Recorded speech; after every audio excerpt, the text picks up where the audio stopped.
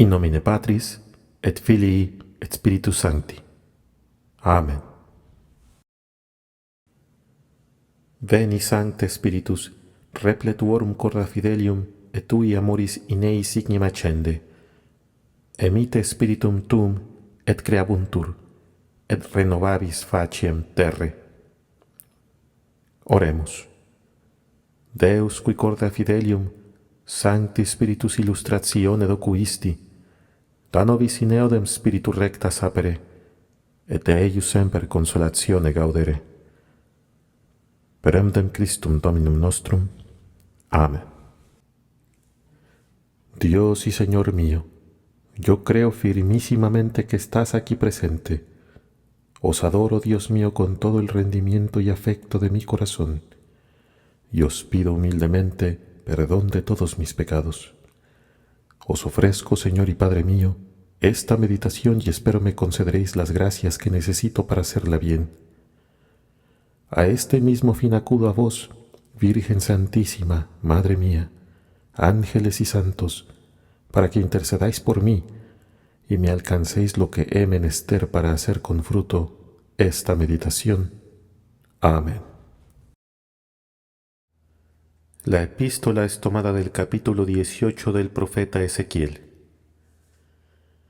En aquellos días me habló el Señor y me dijo: ¿De dónde viene que entre vosotros os servís de aquella parábola que habéis llegado a convertir en proverbio en Israel? Los padres, decís, han comido racimos agraces y a los hijos les ha dado dentera. Yo juro por mí mismo, dice el Señor vuestro Dios, que esta parábola no pasará ya entre vosotros como proverbio en Israel, porque todas las almas me pertenecen a mí, del mismo modo que el alma del Padre, así también es mía el alma del Hijo, y sólo morirá el alma que pecare. Si un hombre es justo, si obra según la equidad y la justicia, si no comiere sobre los montes, si no levantare sus ojos a los ídolos de la casa de Israel, si no violare la mujer de su prójimo, si no se acercare a su mujer en el tiempo de la menstruación, si no contristare a nadie, si vuelve a su deudor la prenda que él le había dado, si no quitare con violencia nada, si diera de su pan al que tiene hambre y vistiere al que está desnudo, si no prestare con usura, ni recibiere más de lo que ha dado, si apartare su mano de la iniquidad e hiciere un juicio recto entre los que contienden, si marchare por el camino de mis preceptos y observare mis mandatos para obrar según la verdad, éste es justo, vivirá con una vida perfecta, dice el Señor Omnipotente. Reflexiones. Todas las almas me pertenecen a mí. Dios es el que habla. Todos nosotros le pertenecemos por muchos títulos. Somos de Dios por derecho de creación, de redención, de conservación, de adopción. Pero somos suyos por voluntad, por inclinación, por amor y por una decisión inviolable. Somos del todo de nuestros placeres, de nosotros mismos, de nuestros negocios temporales. Somos del mundo hasta la servidumbre, somos de los grandes hasta la bajeza, somos de nuestros amigos hasta sacrificar en su favor nuestro tiempo y nuestro reposo. Pero somos de Dios con esta universalidad de dependencia. Un Señor manda y es obedecido, un príncipe da a entender su voluntad. Buen Dios, con qué empeño se trata hasta de prevenir sus órdenes. Un general de ejército ordena que se guarde un puesto o que se suba al asalto. Se corre, se vuela. La vista del peligro, la exposición a la muerte, lo arduo de la empresa excitan el ánimo y equivalen a la recompensa. ¿Y Dios es servido con la misma fidelidad? ¿Es obedecido con el mismo fervor, con la misma puntualidad? ¿Con el mismo empeño? ¿Con el mismo ánimo? Dios habla, Dios manda, y es muy escuchado. Hace leyes, ¿y quién las guarda? ¿Se duda de su autoridad? ¿Se ignora su poder? De ninguna manera, porque esto sería dudar de su existencia. Sin embargo, ¿hubo un padre menos amado? ¿Hubo un señor más mal servido? ¿Hubo un soberano menos respetado por aquellos que le deben el ser y la vida? ¿Nos conmueven mucho sus beneficios? ¿Nos espantan mucho sus castigos? ¿Nos llaman mucho la atención el esplendor y el precio de sus recompensas? El número de los que le sirven es pequeño. Con todo, en este pequeño número, ¿cuán pocos son los siervos fieles? ¿Tenemos acaso muchos dueños soberanos a quienes contemplar? ¿Muchos salvadores a quienes amar? ¿Tenemos muchos árbitros de nuestra suerte eterna a quienes temer? Si alguno encuentra exagerado este pormenor de reflexiones, ponga en paralelo la regla de las costumbres y el Evangelio, y la conducta de la mayor parte de los cristianos. Consúltese cada uno a sí mismo. ¿Se obedece a Dios con puntualidad, con prontitud? ¿Se le ama con ternura? ¿Se le teme como soberano juez? ¿Se le sirve con fidelidad? Ah, se violan sus mandamientos cuasi sin remordimiento. Se desprecian sus preceptos con arrogancia. Se miran cuasi con desprecio las máximas del Evangelio. Se tiene vergüenza de la cualidad de cristiano y del nombre de devoto, mientras que las perniciosas máximas del mundo son aplaudidas universalmente. ¿Hay quien se avergüence de ser mundano? ¡Ja! Falta poco para que no se haga honor de ser libertino. A lo menos es hoy un título para ser bien recibido donde se quiera el tener la reputación de no ser devoto y poseer eminentemente el espíritu del mundo. Nosotros pertenecemos a Dios. Este carácter es indeleble. Este derecho no puede enajenarse. Nosotros pertenecemos a Dios, pero ¿no servimos a otro Señor? ¿Somos verdaderamente siervos de Dios? El Evangelio de la Misa es tomado del capítulo 15 de San Mateo. En aquel tiempo, habiendo salido Jesús, se retiró hacia Tiro y Sidón.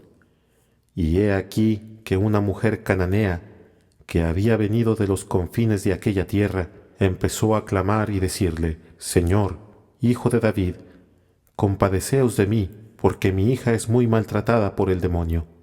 A la cual no le respondió una sola palabra. Llegándose entonces sus discípulos, le rogaban y le decían: Despachadla, porque viene gritando detrás de nosotros. Mas él le respondió diciendo: No soy enviado sino para las ovejas que se han perdido de la casa de Israel. Ella, sin embargo, se adelantó a él y le adoró diciéndole: Señor, socorredme. ¿No es racional, le respondió, tomar el pan de los hijos y echarlo a los perros? Es verdad, Señor, dijo ella, pero también los perros comen de las migajas que caen de la mesa de sus dueños. Entonces Jesús le dijo: Oh mujer, grande es tu fe, sucédate como deseas, y desde aquel momento quedó sana su hija. Meditación. Punto primero.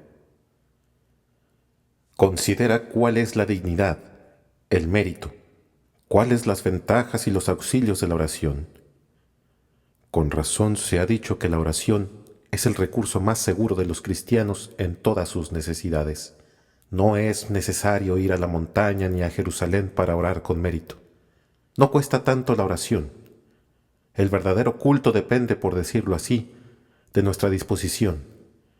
Nosotros hallamos a Dios en todas partes y siempre pronto para proveer a nuestras necesidades. Solo pide que se le expongan, y una de las más esenciales condiciones para ser oídos es el creer firmemente y sin dudar que lo seremos. ¡Qué consolatorio es esto! Si no se necesitara más que esta confianza para obtener de los grandes de la tierra los socorros que se les piden, ¿qué ruegos quedarían sin fruto? La multitud no nos impide el acercarnos a Jesucristo.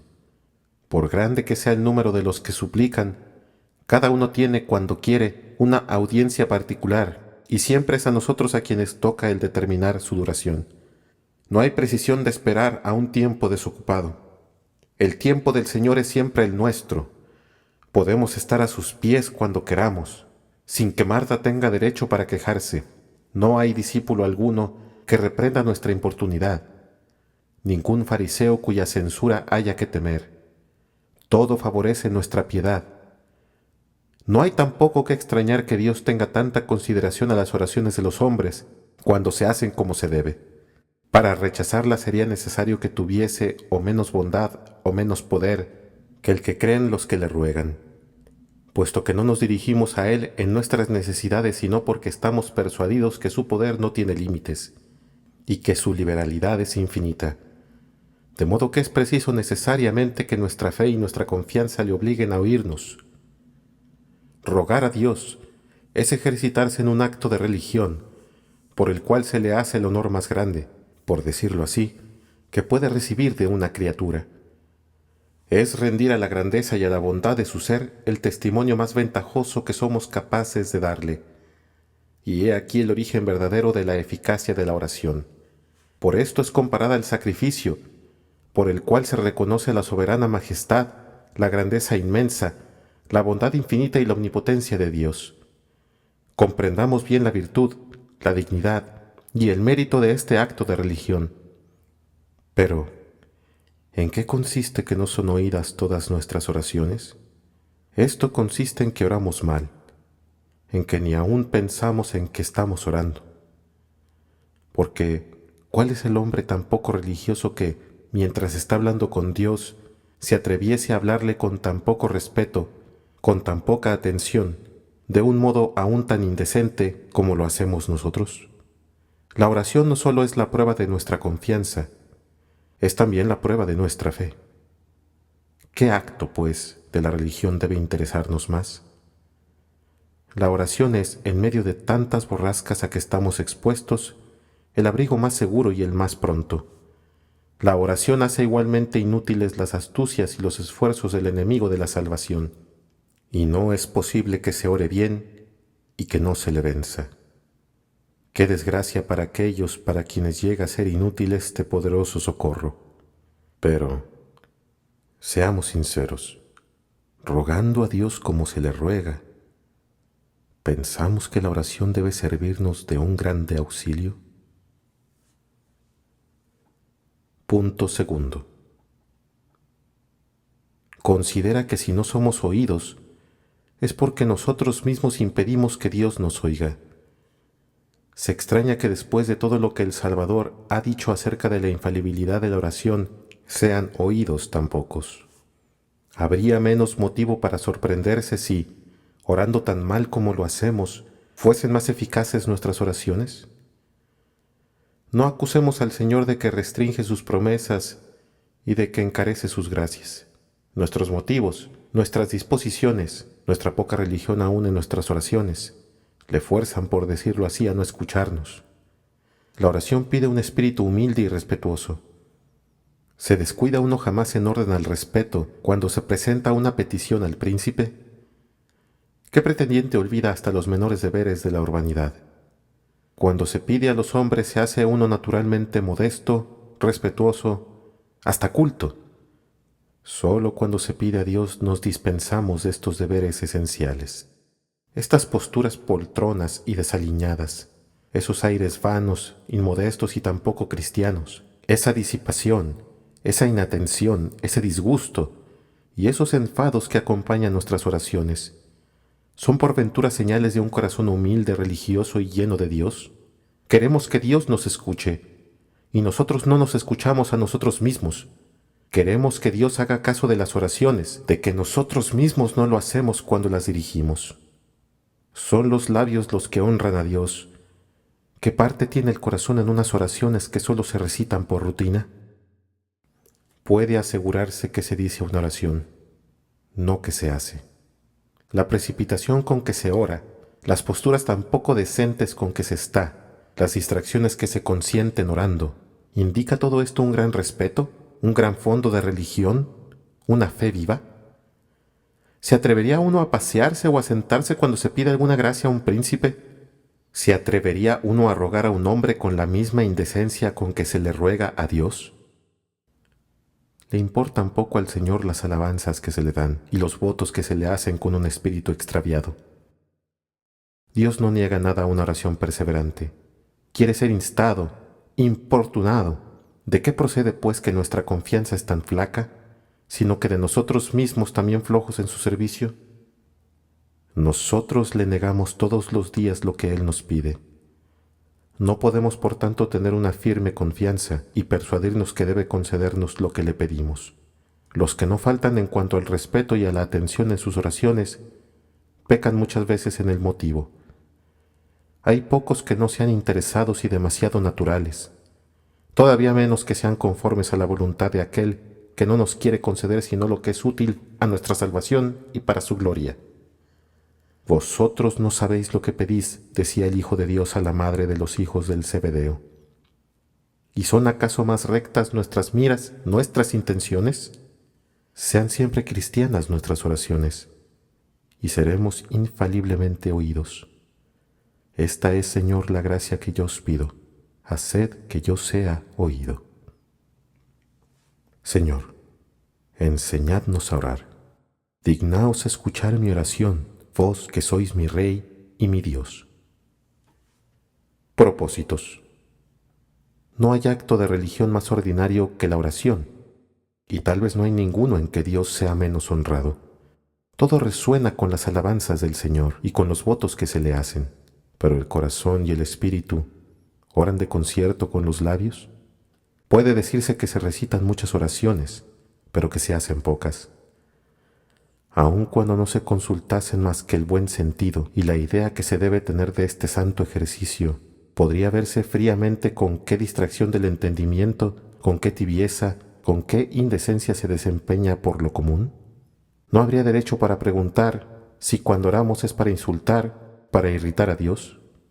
La oración es un tratamiento con Dios en el que el alma admitida, por decirlo así, e introducida en el santuario, expone al Señor sus necesidades.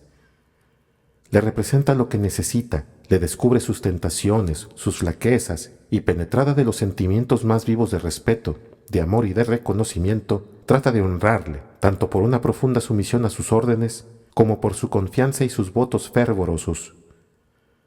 Un acto de religión tan perfecto podrá consistir en una práctica puramente exterior, y si en el momento en que se trata con Dios se extravía el espíritu hasta perder voluntariamente la devoción, ¿será esto rogar a Dios? Reglad vuestra conducta sobre esta reflexión. No oréis nunca sino con un profundo respeto y en una postura de cuerpo que convenga a la oración. No oréis jamás con precipitación, porque ésta es siempre irreligiosa. Vale más hacer menos oraciones y hacerlas como se debe. Alejaos de todo lo que pueda distraer cuando oráis. Cuando oréis, dice el Salvador, entrad en vuestro aposento y cerrando la puerta, orad a vuestro Padre en secreto y vuestro Padre os recompensará. Os doy gracias, Dios mío, por los buenos pensamientos, afectos e inspiraciones que me habéis comunicado en esta meditación. Os ofrezco los propósitos que en ella he formado y os pido gracia muy eficaz para ponerlos por obra, y a este fin os suplico a vos, María, Madre mía, ángeles y santos de mi devoción, que intercedáis por mí y me alcancéis esta gracia. Amén. In nomine Patris, et Filii, et Spiritus Sancti. Amen.